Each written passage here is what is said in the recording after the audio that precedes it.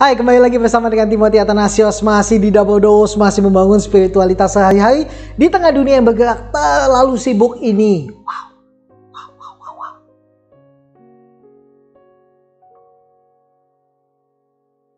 Halo, hai, hari ini tanggal 12 Maret dan saya ingin mengajak kita merenungkan satu hal yang saya beri judul Kristus yang membangun. Kristus yang membangun. Dan firman Tuhan saya ambil dari Matius pasal 16 ayat yang ke-18. Demikian bunyi firman Tuhan. Dan aku pun berkata kepadamu, engkau adalah Petrus, dan di atas batu karang ini aku akan mendirikan jemaatku, dan alam maut tidak akan menguasainya.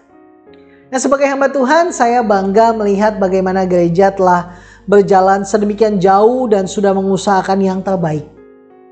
Saya mengucap syukur pada Allah dan mengapresiasi semua effort yang diberikan oleh semua anggota jemaat dalam membangun gereja yang sehat.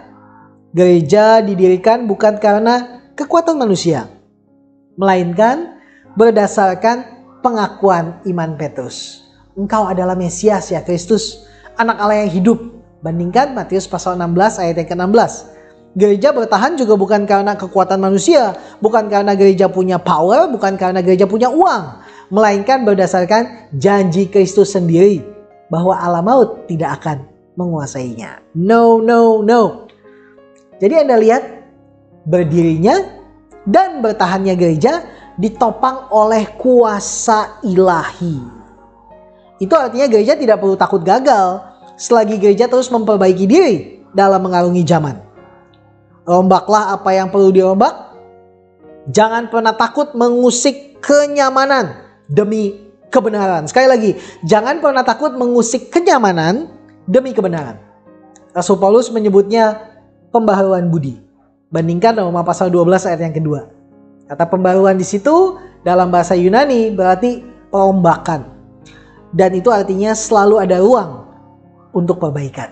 Dan kalau dirombak itu pasti awalnya nggak enak. Kita sering banget ya gitu, aduh ini kenapa sih jalannya dibongkar lagi. Tapi setelah jalannya diperbaiki, jadi enak buat semua.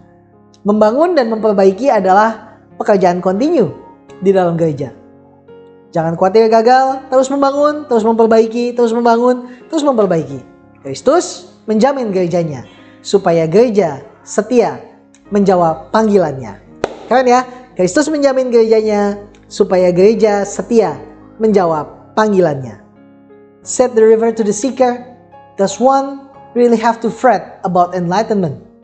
No matter which way I'm turned, I'm homeward bound. Kata Anthony de Mello. I pray for you guys. Amrih mulyo dalam Gusti. Tuhan Yesus memberkati.